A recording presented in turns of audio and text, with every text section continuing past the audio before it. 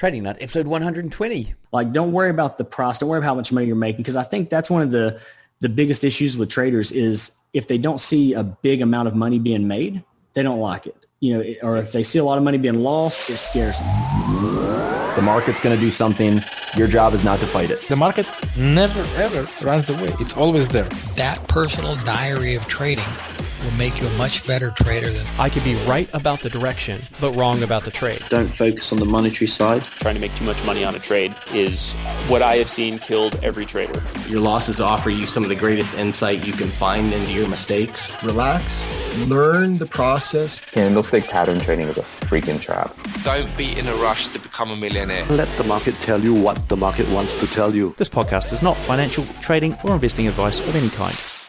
What's up, traders? Welcome to another installment of the Trading Nut podcast. I'm your host, Cameron Hawkins, and we're getting very close to surpassing the number of interviews I did on my 52 Traders podcast. So I'm really happy about that. I think it was 123, so we're getting very close to that. Now, today we've got Andy Peters on the show. Andy is a crypto expert come Forex trader, so he's moved into Forex. So in the show, you're going to find out how he did so well in crypto and then why he moved to Forex in recent times as well. Also coming up in the crypto space, and Andy's going to be involved in this, is a little segment I'm going to introduce to Trading Nut, the Trading Nut YouTube channel primarily, where I'm going to get crypto experts coming on and telling you about what's going on in the crypto market, so you can keep abreast of that, because I think this is the way things are going to go in the future. I've sort of finally made my mind up that the digital currency is probably going to be the thing of the future, so you want to really educate yourselves on that as soon as possible. Now, on that note, I'm going to get a guest on very soon who's going to talk about the destruction of the US dollar. So this is someone who's been on the show before, but is very knowledgeable in this space. I'm not going to spoil it, but that's coming up, so stay tuned. I haven't recorded the interview yet, but I have it planned. It looks like they're keen, so I can't wait to release that, because I think it's going to be a doozy of an episode. Really sort of controversial stuff, but let's see where it goes. Now, talking about something that's not controversial, we've got Trader versus Trader number 3 coming up. So this is a whole new series of traders competing for the top spot here using the Forex simulator software. So guys, that is coming up starting this week. So the week that this interview drops, it starts. You can watch those streams live. We've got some great traders on here. We've got a lot of full-time traders coming on versus the previous episodes where we've had probably a more part-time versus full-time. So guys, this I can't wait for this. This is going to be awesome. Also, if you do want to do your back testing a lot faster than manually doing it on the likes of Forex Simulator, then I do teach you how to build trading robots with for the MetaTrader 4 and MetaTrader 5 platforms. It's called my Robot Builders Club. It's a 7-day course with a community and about 30 odd robots that you get as well. Look, I'm thinking about closing that off to new members very soon, because I want to focus my attention on something else, which is going to require a bit of time, so I can't help those new guys come on board. So guys, do remember, if you do want to get into this club now, it's an exclusive club where we've had the likes of Nathan Sage on, who has done very, very well in the automated trading space. So seven figures that he's made just from the back of doing my course and taking the Robot Builders Club in its earlier days. Now, last but not least, do remember there's Trading Nut merch here on the channel, so if you do want to get it here on YouTube, or you can get it on tradingnut.com, show people that you know you're a trading nut. Got it on both sides here. If you want to wear the Trading Nut merch, sorry, you have to be not listening to the podcast to see what I've just done, then yeah, head over there. I'd love to see a few more of you out there and see you wandering the streets with the Trading Nut, new Trading Nut icon. All right, folks, without further ado, let's get on with this show with Andy. I know you're going to love it, and do remember to check out those videos we shot afterwards as well. Whether you're a struggling trader or a profitable trader, our sponsor, City Traders Imperium, are offering you the chance to become a fully backed Forex trader. That's right, get coached and funded with CTI today. All right, folks, here we are on Trading Nut. We've got Andy Peters here in the house. Welcome to the show, Andy. Man, thanks for having me. Well, look, thank you for coming on the show. Now, I'm so glad we got you on, because, as I said before, I had your name on my list for a long time, and so the stars aligned. I think, I don't know what happened, but we're here, which is great. So Do you want to start off by sharing with the guys your trading journey? And this is what I love to hear, and I'm going to dive a bit deeper on some questions as well. So, yeah, how did you get started, and how did you get to where you are now? Yeah, so trading started, it was kind of always in the family. My grandfather did it, and my dad did it, and then I wanted no part of it because I just saw the stress that it brought them as far as, just the money aspect of it. You can make a lot of money, and then you can also lose a lot of money. And just seeing how much they were involved in it, how much time it took away, stress and whatnot, I was like, I want really no part of that. And then fast forward, I was working in corporate America and just playing around, goofing off with my 401k, changing settings and moving it around and playing with other investments within there. I was like, I've actually made more money. I'm talking to my coworkers and they're talking about how much they made and their percentages. And I'm like, man, that's weird. Like I've made almost double, 2, and sometimes 4x what these people are making. And we're all in the same company, putting in the same money in the 401k. So that's when I was like, I'm going to dabble around in a little bit. So I did. And then cryptocurrency started kicking off. And when cryptocurrency started kicking off, that's where I really got involved, and I kind of fell just down the rabbit hole. And it was still young in the cryptocurrency market, so you didn't have many options as far as trading and exchanges and whatnot. You were kind of limited, and just kind of fell down that rabbit hole. Did that for a few years, and then fast forward, I'm now 2 years into Forex, so I'm still a baby, in the Forex community. But as I told you earlier, after trading cryptocurrency for so long and coming into Forex, it looked like Forex was moving slow motion. It was like, man, someone's slowing this down. I can actually build a chart around it and actually take time to trade and analyze it, which is funny because a lot of people think the Forex moves fast. But if you're looking at, the Forex compared to the cryptocurrency market, it moves, rather slow. So here we are now. Yeah. And so at what stage did you jump into the crypto? I mean, what year was it, or what price was Bitcoin? It was right there around the end of 2013, 2014 mark is when I really started getting heavy into the cryptocurrency side. And at that point in time, it was mainly just, Bitcoin. I didn't start messing around with the altcoins and all that stuff until late 2016 is when I started getting involved in them. Okay. And so do you want to sort of walk us through your first endeavors into crypto back then? What did it look like, and was it really easy, or what sort of education did you get? Yeah, it was, as far as the Bitcoin side of things, there wasn't much education because you were just buying it. It just however you could buy it, however you could find it, you would get it. It was more the education side in that 2016 year, because that's when the altcoins, in my opinion, really started coming to more of a mass amount of people talking about it and movement. And at that point in time, education was just taking place on, mainly Twitter, and you had a few of these little Slack groups. You had some, Telegram groups here and there that were talking, and you were just kind of, for me, I wasn't buying into what everyone was talking about. It was more or less, hearing what they were talking about and then going and looking at the chart, going and seeing, what is this actually doing? Are we at the high peak? Are we low? Is there a lot of volume? And I would kind of put my own TA behind it and then wait for an entry. And, as soon as I saw a good entry, I'd go ahead and buy, and I would try to buy when there was a decent amount of volume flowing in. So that was really it. That's all I looked at. It wasn't too complicated at all. Just jumping in here with a quick message from my sponsor, Sage Capital, who provide education software and tools needed to increase anyone's ability to trade more successfully. Perfect for people who are either still learning, too busy, or just want to use professional grade strategies to build passive income. They've achieved high returns with relatively low risk and are available for auto copying today. Go to sagecapital.co.uk and start auto trading today. And so back in 2013-14, what price was Bitcoin hovering around at that point? Man, I don't remember the exact price that I was purchasing at then, because see, back then too, I was buying it from individuals. So individuals were selling it to me, and you had markup.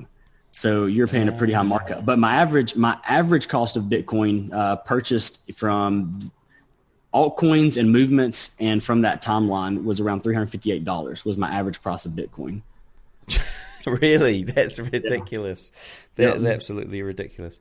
Okay, so and what is it today? It's 62,000 or something like that. Yeah, 62,000 hit 63,000 and some change yesterday. I think even at one point 64,000. So. And are you still holding some of that you bought at 358 on average? I am. Okay. I'm holding a pretty good bit. I had the podcast I did with chart addicts, and we were talking about, all the Bitcoin that I actually lost and gambled away and gave away and spent. And at one point in time, I think it was like 5,800 and something Bitcoins that I'd loaded. Yeah. I'd put it on Bookmaker. So I don't know if you're familiar with Bookmaker, But I'd went on there and done some just stupid, gambling stuff, having some fun with it. And then we would be at parties, and people would be like, man, I bet you 10 Bitcoin to, my $2,000 that this, and we were just dumb with it and would throw it around all over the place. That's crazy. And now here we are and we look back at it and we're like, crap, this isn't good. No. What, 5,000 Bitcoin is worth 5,000 times 62,000. I can't even work that out in my head. But that's a lot. We've done the math on several occasions. Yeah. And it's wild. Right. Like when you start looking at it, it makes you sick to your stomach. Yeah. I suppose it's like, that one bet I made has cost me $1 million. You don't want you don't want to go there. I did that with a few cars that I've bought. I've bought, some of my cars where, I'm using Bitcoin to purchase those cars. Right. And then you look back and you're like, man, I spent 10 Bitcoin on that car. And you're like, wow, in today's time, that 10 Bitcoin's worth $600,000. Wow. Yeah. That is mad, eh? That is mad. Yeah, but hey, it's sitting in pretty heavy. Yeah. So okay. So back then, what were you sort of using to get into crypto? I mean, like what methodologies were you thinking or going through to go, well, this is a good time to buy? Or were you just like, I'm just going to accumulate because I see the potential in this thing, even though it's way back then? So with Bitcoin, I really didn't see where it was going to go because everyone, had always said, I mean, when you rewind back 2016, 17, especially when we had that big run, everyone was preaching then, Bitcoin to $100,000, Bitcoin to, $50,000. And for me, I was more of a, I guess, realist. And I was like, if we get Bitcoin to just, $17,000 to $20,000, I'm happy. And I actually posted a chart up on Facebook. It was right there towards the end of 2017 where I was like, guys, based on TA, Bitcoin's going to go down to at least, $9,200 to $8,800 range. And man, people yelled at me, screamed at me, told me I was an idiot, all kinds of stuff because I'd pumped it up so much. And now I'm saying, well, we're going to go down. And it was mainly people that didn't understand how markets work, or anything like that. So sure enough, we hit 2018 and it just starts coming down. And then fast forward, it was March of last year. I'd made a post on Instagram well, not a post, but a story. And I was like, guys, and I've reshared it probably a dozen times now. And, it was like, guys, if you can afford any part of Bitcoin, you need to buy it now. And we were trading at like $3,893 to $4,000 and some change. And I was like, just buy as much as you can physically afford, Yeah. And, I mean, I've got friends calling me up and stuff, and they're like, bro, you can't tell people to buy stuff like that. Because if they do and it goes the opposite direction, they're going to be mad at you. And I was like, I'm telling you right now, like, based on technical analysis and everything that's going on, this is the lowest we're going to see Bitcoin. It's going to fly off the handle. We'll be at $16,000, $17,000. And obviously it blew that number out of the water. Yeah. And then once we got into that $20,000 to $20,000 range, I was like, man, it's getting real now, and here we are. Elon jumped on board and it just got real serious. Yeah. I mean, everything, and you start seeing the movement. If you start looking at like the well alerts and how much money's being put into the market, it's not little bitty dollars. It's a lot of money. So it made everything seem real. We're sort of diverting here, but this is good. What's amazed me at this current point in time is like I've seen nothing, not even a mention or even a half mention on the news here about Bitcoin. In the second rally, I've not seen. There's been nothing, right? And this was when it reached 20 again, hit 50. There was silence across all, and this was just New Zealand, right? So all New Zealand news media. I don't know what it was, but it's almost like they've been told not to say anything. Is that something that you've sort of witnessed in mainstream media over in the US or heard? So, there's different parts of the US where obviously it's not talked about as much. Like we were traveling to Lewisburg, North Carolina, and Charlotte, North Carolina, and I would go in places and be on conference calls, and we're talking about Bitcoin and cryptocurrency, and you just have people kind of like, what are you talking about? I get off the call and they could hear me, and, starting there like, did you mention something about Bitcoin? I'm like, okay, so they knew what Bitcoin was, but they didn't know about cryptocurrency as a whole. Right. But then here in Chattanooga, there's people that are accepting Bitcoin at their businesses. We've got ATMs here. I think we've got like 6 or 7 Bitcoin ATMs. Plus we're close to Atlanta and Nashville, and those are flourishing cities. right now with cryptocurrency. So we're starting to see that movement, and I think it's here to stay, especially with something like with Coinbase, now going public and being traded and stuff. I mean, that's a big step. That's a really big step. Yeah, yeah, I think you're right. It is here to stay. Now, back to your trading. So you're in crypto big time, obviously, and you've made that transition to Forex now. So how did you get your crypto education around your trading stuff? As far as like the education of cryptocurrency, or no, the education of trading cryptos. Like, how did you sort of more your candlestick technical analysis side of things? I think it just come natural because I didn't really have a teacher, I guess, except for, my dad. That was really it. But I mean, even my dad was more of a fundamentals guy, I mean, just really watching the news and, watching the market as a whole, watching what companies buying this company, mergers, acquisitions, and things like that. And I was more of just, I just looked at the price. And when I trade, I look at the charts as it's a picture. Someone's painting a picture, and that someone is the banks. We just got to figure out what their next step is, obviously. I mean, that's the no-brainer. But if you've never really looked at a chart that made a good move, like a really nice move, and said, God, that's an ugly chart. It's always a beautiful move that takes off. So, I mean, I've just always looked at the chart, looked at the big picture, and I don't trade with any moving averages, nothing. It's just a naked chart, price action, and I just try to complete the picture that the banks are trying to paint. Okay, right. And so you moved from crypto to Forex. I mean, how did you make why did you make that transition, and how did it go?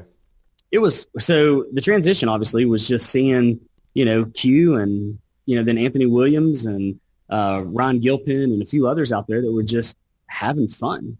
And I was like, in cryptocurrency, it's fun, but you are left in a stagnant, situation. You may buy a coin and it may, which, I mean, you can trade futures and stuff on cryptocurrency, but you may buy a coin, you're stepping on it, and then it pumps, 2 months later, sometimes a year and a half, 2 years later. Whereas with Forex, you can make money now. Like, you can make money whether the market goes up or down. You just have to figure out which direction.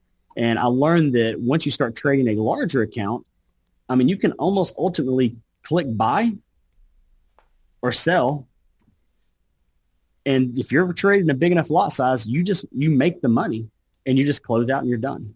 I mean, it can literally be, I need 10 pips. And it's going to move, 9 times out of 10, it's going to move 10 pips both directions before it takes a big move. So that kind of interests me at first, because that's how I was trading at first. At first, I was just trying to catch those, 5 to 10 pip moves and just being out, because it was so easy to see that little bit of movement. And it's like, oh man, that's, at first it's like, that's $500. And then, then that turned into, oh man, that's $2,800 to, I'm going in a shop to get a cup of coffee. And while I'm waiting on my coffee to come out, I just jumped on because I was bored and made $1,800. And when I started seeing that, I was like, this could be very lucrative. Very, very lucrative if I sit down and apply myself to it. So that's when I just started really taking it serious. And that was one thing that Anthony Williams told me. He was like, when you start taking, Forex serious, but not so serious, like don't let it control your life, but actually take your trade serious. Look at it, do the charting and go in. And he said, and start trading on a higher time frame, because I was trading, 5 minute, 15 minute, and I was just trading your standard pairs. And he was the one that got me on US 30, because he was like, if you want to start making real money, trade on US 30, trade some, some of these other pairs and see what you can do. And then when I started trading those, I was like, oh man. It's funny because I actually had somebody on who this week I interviewed them who traded US 30 and absolutely loved it. And I was, because I looked at it and I was like going, hang on a sec, I don't get it. I don't get why is it that US 30 is, everyone's like, if you're on US 30, you can just make huge gains. And when I sort of what I discovered was that he was like using like smaller lot sizes, and he wasn't really trading with a stop loss. I suppose that was the key thing, right? So he was using smaller lot sizes and risking a lot of his account. So he was like 50% of the account, okay, or even 100%, but on a smaller lot size. So he's got a lot of wiggle room. Yeah. And if he gets the direction right, then the thing runs, right? And it runs and you can actually double the account pretty quickly. Because of the leverage, the 1,000 to 1 leverage that he was getting. Is that the same approach that you're using, or a similar approach? Yeah, so I mean, I've got multiple accounts that I trade. I've got one account that's a 1 to 1,000 leverage account that I go and just have a lot of fun with. I mean, it truly is just a fun account. And then I've got another account that's a 1 to 200 leverage that I take serious. And that's my 1 to 2%, risk ratio that I'll use per trade. Because that's what I'm trying to build up. I'm real big on compounding, the compounding effect of your wins and earnings. And if you're always trading with that 1 to 2%, ratio, it's really hard to blow your account or go completely negative the other direction, unless you're just a bad trader. If you're risking 1% of your account and you blow that account, that means you lost 100 trades in a row, which you need to go back to the drawing board and figure out what you did wrong. So on that account, I do take it serious, and I trade on that one maybe 4 or 5 times a month. Whereas my 1 to 1,000 account, that's the account where I could be out eating dinner and just jump on the chart, look at it, and be like, this looks like it's going to go down, sell. Yeah. Looks like it's going to go up, buy. And I'm also a big hedge trader too, so I love getting in. If I'm in a sell and it's going the opposite direction, I'll hedge it and do, buys and double up the other direction and have all kinds of fun with it. Right. Okay. Yeah. And this is exactly what this guy in South Africa was doing as well. He was what's his name? Mr. Festex. He was doing the same thing. He would basically have this high risk account. He even had a medium risk account and then a low risk account. And the high risk account was exactly what you're doing, which is have a bit of fun. And I've heard that before in a course as well. So it's definitely something that people don't often talk about on the show, but really a nice way to split things up and get some of that emotional frustration out as well. And it gives you that kind of itch, because if you, as a trader, I journal everything. I've got my journal in my backpack. I journal my day. I journal my life. I journal my trades. Anything I do, I journal it. And when I started mentoring people and working with people and having them journal their trades and everything, I found out anytime they had like a true loss or a big loss, it was because they got bored.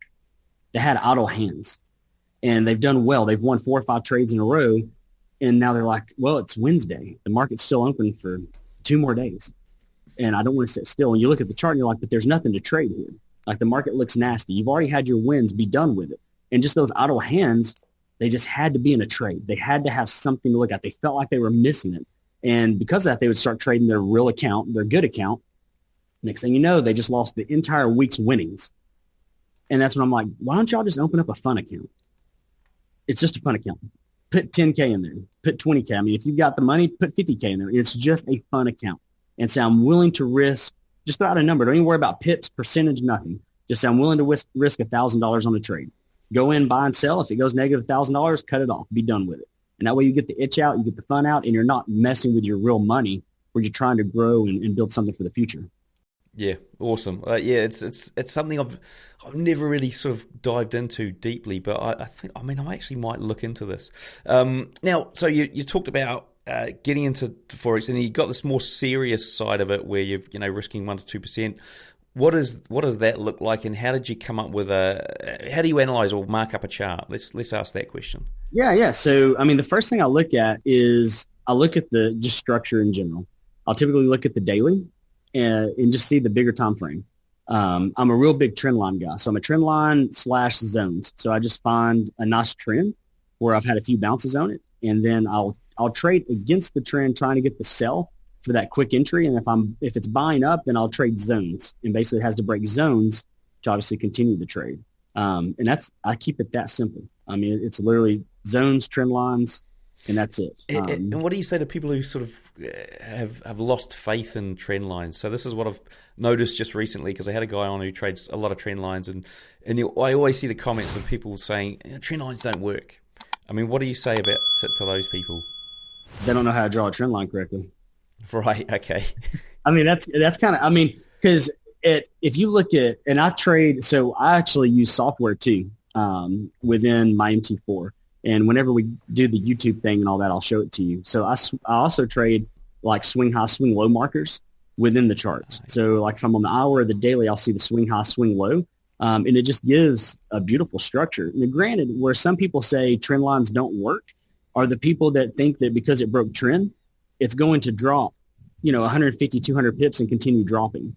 And what you see is if it does break trend on a daily and it does drop, say 150 to 200 pips, 60 to probably 70% of the time, it's going to come back up to that original entry and retest that zone again.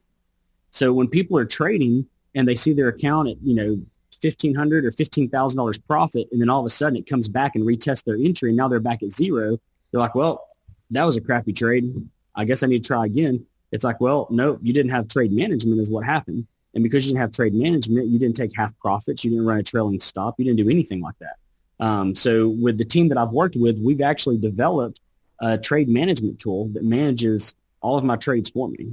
So when I go in and set my trend line, when it breaks, it takes the trade on the trend line and it manages the entire trade. So I go in on Sunday night, mark up all my trades, put in my risk, click go, and that's it. That's it. Awesome. And so when you're marking up your chart, what kind of what time frames are you going through and analyzing?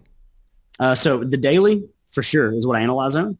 And then I'll typically mark it up on the hour if I'm utilizing the software, because it does really well on the hour for the software. If I'm trading myself, as far as like hands-on, not letting the software manage the trades, then I trade strictly on the daily.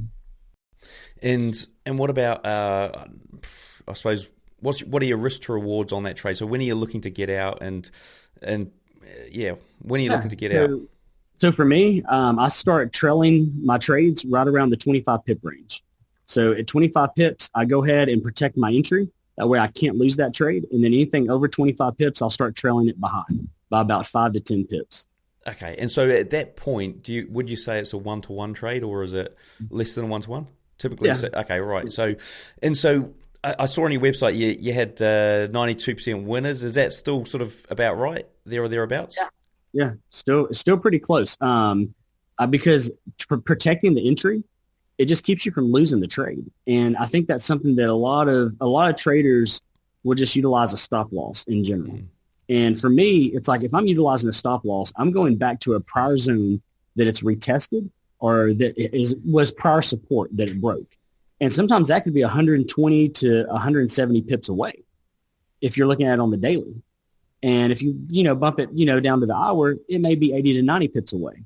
So my mentality is, why would I take this trade to get 25 to 35 pips before I start to protect if my stop loss is 85 pips away? So it's like, if I'm 25 pips in profit, I'm going to go ahead and just protect my entry and take half of it. So if I'm trading, say, 5 standards at 25 pips, I'm closing out 2.5 standards, and then I'm just protecting my entry to where if it goes back and hits it, I made my profit and I didn't lose that trade. Yeah, I find there's sort of two schools of thought there, like in terms of some traders are happy for, this is my very mechanical way I'm going to trade, and if I don't get a one-to-one, I'm not happy with the trade. Others are like, I'm just going to take, there's money on the table, I'm going to take it, and when it's 5 standard lots, it's like that's money I can do something with. Versus if it's like 0.5 standard lots, and then it's like, well, if it hits my stop loss, I'm not that bothered. It's $250 or something or whatever it is. Versus if it wins, it's $250 versus 5 standard lots. If it wins and you're taking 25 pips, how much is that? I don't know. It's probably like $800 or $1,000 or something. So at 2.5 pips, at 25 pips, it's like $625. Okay, right. So you can do something with $625, right? Oh yeah, if you're doing $625 a day, and let's say you just do that for 3 days a week or whatever, you're making pretty good money. Yeah. Just if you're trading, say, just 50 weeks out of the year, not even a whole year, giving yourself vacation and everything, that's like $290K. Yeah. So you can live off that. It's like, in fact, you're probably one of the top 10% of earners in the country at that rate. Yeah, and that's I think that's the thing that we've lost in the trading community is we think that if it's not $1,000 a day or a $10,000 a week that we're not making good money. Mm. And it's like, if you can just bust out $1,800 to $2,000 a week, you're making good money.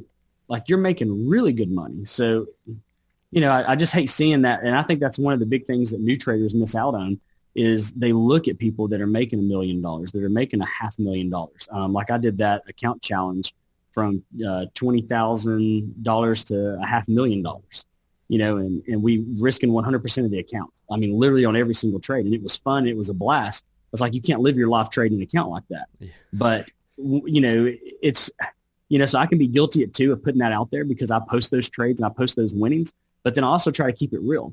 And I'm like, look, $500 a day, 3 days a week, that's putting $6K in your bank account a month. You know, that $6K a month over the course of a year, I mean, that's $70,000-$80,000. Yeah. It's not bad. You know, it's not bad at all. Now, what I'm really interested to hear, because I know you've got like a lot of businesses that you've got on the side, or not on the side, but you've got other businesses. And my math was wrong. Sorry.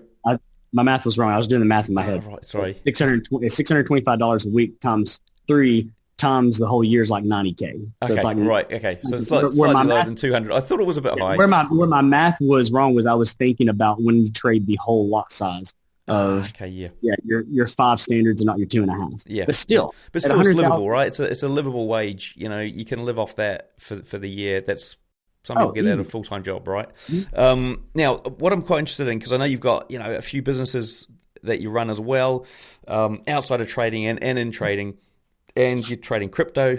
You've got Forex as well. How do you manage your time across all of that stuff?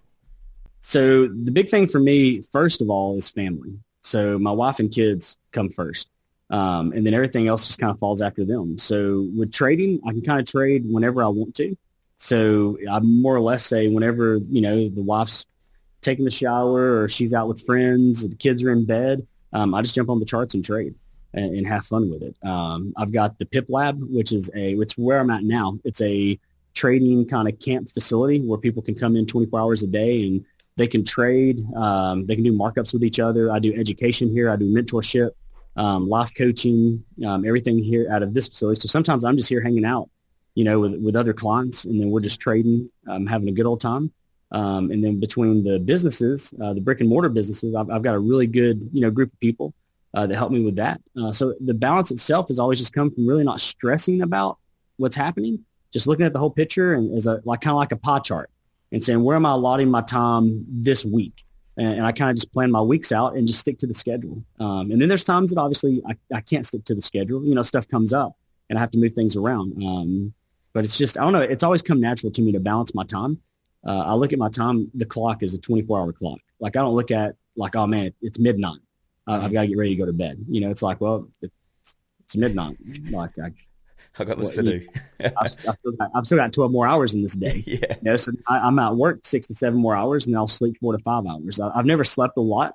Average not to rest for me is anywhere from about 3.5 to 5.5 hours. Oh, right. And that's max. And I've always been that way since I was a kid. My parents are that way. My grandparents are that way. Right. So never require lunch. So that has a lot to do with it as well. Yeah. Yeah. There are some people, I did hear about that on a Joe Rogan podcast, where there was a sleep expert on there or a neuroscientist. And he said that there are a small percentage of people in the world that are exactly like that. They can survive on 5 hours sleep a night. And if I get more than that, I feel like I'm about to just pass out. Yeah, exactly. So you're obviously one of these people, which is amazing that I've stumbled across one. Now, what do you think? Here's my question: is like, what do you think made you different from everyone else out there, other than the fact that you only require 5 hours sleep a night? At the start, what made you different to become somebody who, I suppose, A, decided to jump on the crypto thing really early doors and saw the value there, and B, is able to has it been able to master this in Forex as well? Man, so growing up, I grew up, in the typical family of, go to school, complete high school, go to college, get a good job and all this stuff, because my family always wanted me to do well. Everyone in my family is either an entrepreneur, or they own their own, they owned a business or worked with other people, partnerships, were investors, anything like that. So I didn't have really a family where they were clocking in and out of something. But my dad wanted me to have structure, being a son. He's like, I want you to go to school, get a good job, and just have structure around your life. I don't want you to be stressed or anything like that. So I grew up with the whole, school's important. Let's finish school. Let's go to college. And then I would say it was right around my senior year. I had some opportunity that, came up to race dirt bikes. So I completely dropped out of school and just started racing dirt bikes because I'd done that for a long time. And I think the competitive side of me really pushed me, because so many people were always against me of, you quit school, and you're racing dirt bikes. You're never going to amount to anything. You're never going to have anything. So that just kind of, fueled the fire of, I wanted to prove people wrong, which isn't a good thing, because you should always do stuff for yourself and other people. So about probably 2 to 3 years of my teenage into my early 20s was just trying to prove people wrong. And I was like, I don't want to be like them. I don't want to, I want to do better than what they're doing just to prove them wrong. And then as I got older and matured a bit, it was more or less just do different than what everyone else is doing. If you look at the population as a whole, you have so many people that are living paycheck to paycheck. You have, so many, people that are struggling, whether it's emotionally, financially, spiritually, relationship, everything. And it's a mass majority of the people doing the same thing. So, and that was one thing my dad always taught me at a young age. If you see the masses doing something, try to do something different. And I would always argue with him because I'm like, but Dad, you're wanting me to complete school. You're wanting me to go to college. That's what the masses are doing. He's like, just finish that. And then when you come out of school, do something different, get a different job that you're passionate about. And I was like, that's just so contradicting, to me. So as I got older, I just applied it in the sense of whatever everyone else is doing, I want to be different. I want to be that 1%. And to be that 1%, you have to do something different. You can't do the same thing. So if you're going into a 9-to-5 in a business that has 5,000 employees, you're doing what 5,000 other people are doing. Do something different. So that was kind of just, I think, what pushed me to that edge of doing cryptocurrency too, because everyone was like, cryptocurrency is stupid. It's dumb. You're going to waste your money. You're investing in something you can't touch, feel, smell, and you're never going to make any returns on it. And I was like, this is great, because if that's how they feel, I've got to do it. Yeah, awesome. And that was. Yeah. So really going against the grain there. So, what do you recommend for somebody who's starting out in this business? What steps would you say go through these steps to start to get to a point where they can grow an account? And let's just focus on Forex for now. Okay, so for Forex, I would say complete education. Do something as simple as baby pips. I've always said babypips.com. It's free. It's free education. It's easy to run through. And then next, journal. I'm real big on journaling. Just journal your life in general, because there's so many things that I found even during my days. It's like on days that I lost trades, what was different on days that I won trades? Was it really my analysis or was it how I felt? And then it's like, it was how you felt. I would start reading in there. I woke up and didn't feel good. I stayed up too late and partied with friends and this, and this. And I started seeing a pattern. So the journal helped me know as I'm writing in it first thing in the morning as I'm drinking my coffee. And I've got a thing on there that says, how do you feel? And I'm like, feel a little, rough. I slept good, but stayed out too late last night. Partied a little too hard. And as soon as I wrote that, it's like, yep, not trading today. Because every time I trade when I feel this way, I lose. So journaling is real important. And then next is figuring out where you're going to get the capital. I think we sell a pipe dream telling people that they can start an account with $100 and become millionaires in a couple of years.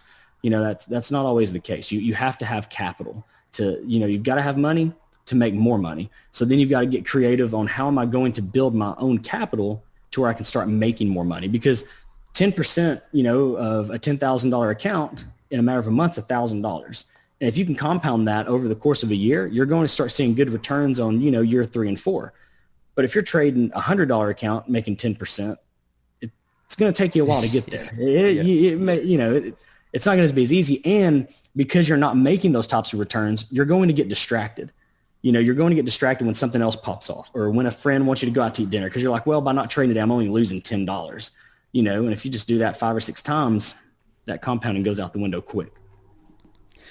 And so what do you recommend somebody, if they're going to look at a price chart as well? So this new trader is going to jump on there, have a look at a price chart. What things should they be studying or doing on that chart? I say watch the charts like a movie. That was one thing that I really did when I first started out. I would sit there and I would eat dinner in front of a chart and just watch it. And I would watch it mainly on the 1 minute, just to see how it traded on the 1 minute, the structure that it would build. And then I'd go to like the 30 minute and the 1 hour, and I would literally watch the charts like a movie and just get to see, when it breaks this type of resistance or support trend, whatever, it does X, Y, and Z. And it would typically follow that pattern for quite some time. And then all of a sudden it would switch patterns, market would shift. And then you'd watch that and kind of see how it goes. And I would take notes the whole entire time. And I would start, US 30 is a prime example. There for a while, US 30 was almost trading the exact same way every single day, between 5:15 in the morning till about, 6:30 in the morning. You had about an hour and a half in there where you could go in and just get a good solid entry. And then when the market opened, it would just fly off, And it would happen almost every single day. Well, then I started seeing what days it moved faster because I was writing down the price. I'm journaling this. So just paying attention to the market structure, journaling it, and watching it like a movie. Awesome. And what about a trader's mindset? So you talked about like journaling. Have you got anything else other than that can help somebody get into the right mindset of trading, being a successful trader? Yeah, psychology is everything.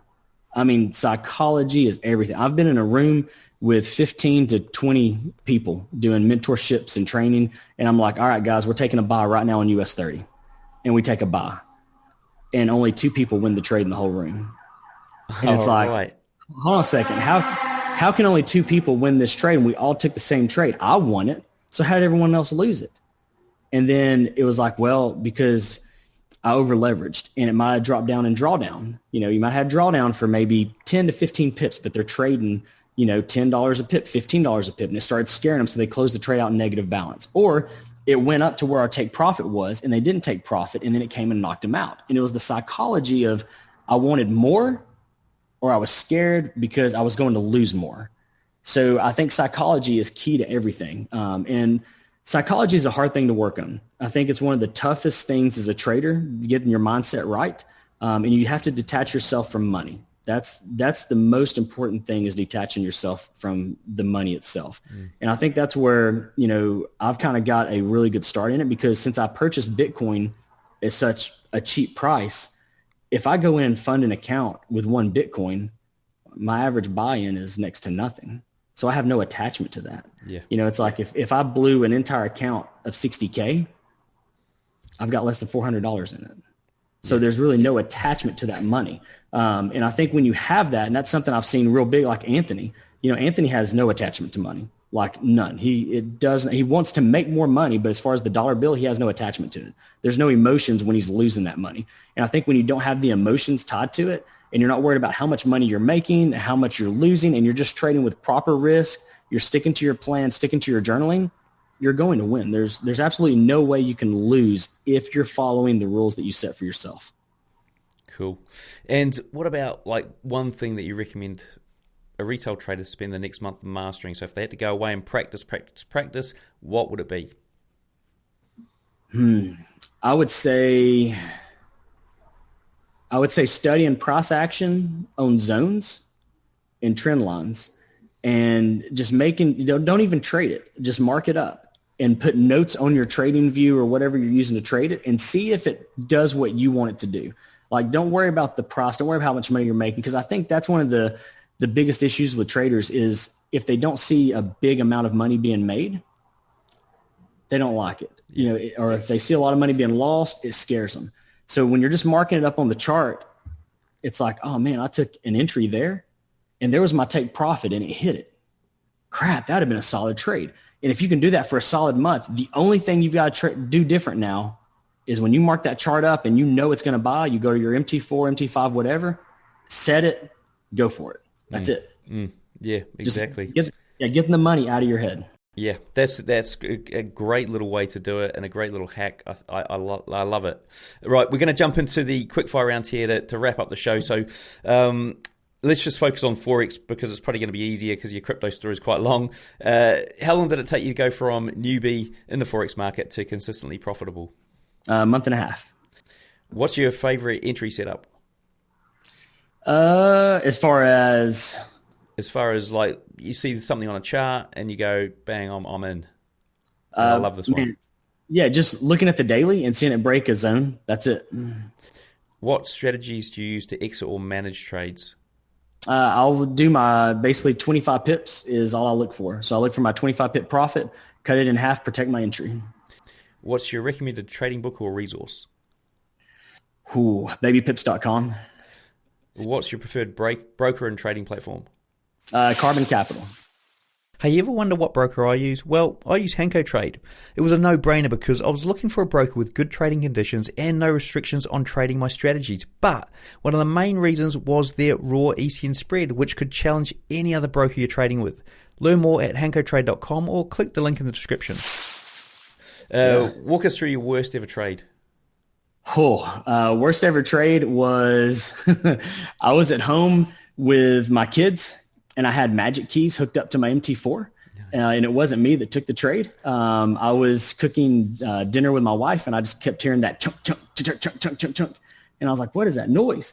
And I go in there, and my son and daughter are just on my magic keys, just hammering away.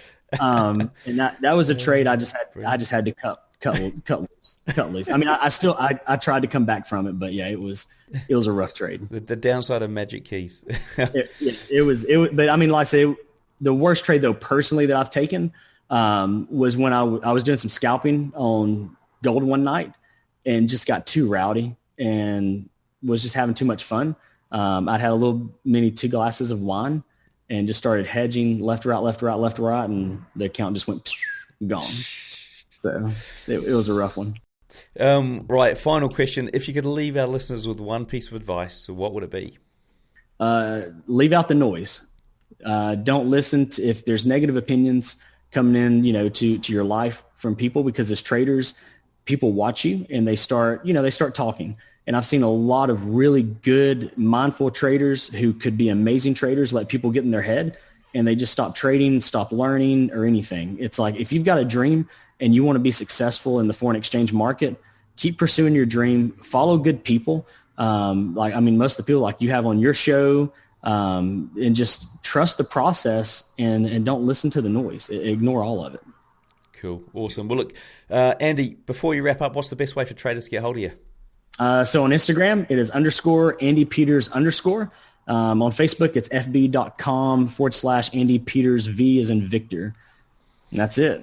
Brilliant. Well, look, a big thank you to Andy for sharing with us today. Everything we've discussed here, along with all the links, are in the show notes. To find them, simply search for Andy on the search box in tradingnut.com. Until next time, I wish all my listeners trading happiness and success. All right, so there we go, guys. Interview with Andy done and dusted. Do remember to check out those videos over there on tradingnut.com or on the YouTube channel where Andy breaks down crypto and Forex. I think we're going to do it in 2 parts, so make sure you check those out. Also, do check out Trader vs. Trader 3 coming to you this week for the next few weeks with Forex Simulator. Do go and check that out. And also, last but not least, check out my Robot Builders Club. If you want to jump on board, this is the time to do it. I'm probably going to shut the doors very, very soon. I've got some new things coming up that I want to focus my attention on, and bringing on the new members is going to be the sacrifice that I make with this. So guys, if you do want to come on board, this is the time to do it. And whilst you're coming on board, think about getting some Trading Nut merch.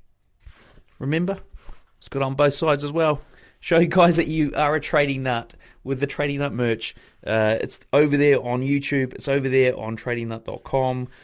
You've got t-shirts, you've got mugs, you've got all sorts of stuff. If you want to have some trading memorabilia, if you want to see other guys out there on the streets who are trading nuts as well, so you can say hi, then this is what you want to do. You want to get yourself some of that merch. All right, guys, I'll see you in the next episode. Remember the cool stuff coming. We've got crypto stuff galore. We've got that destruction of the US dollar, so stay tuned.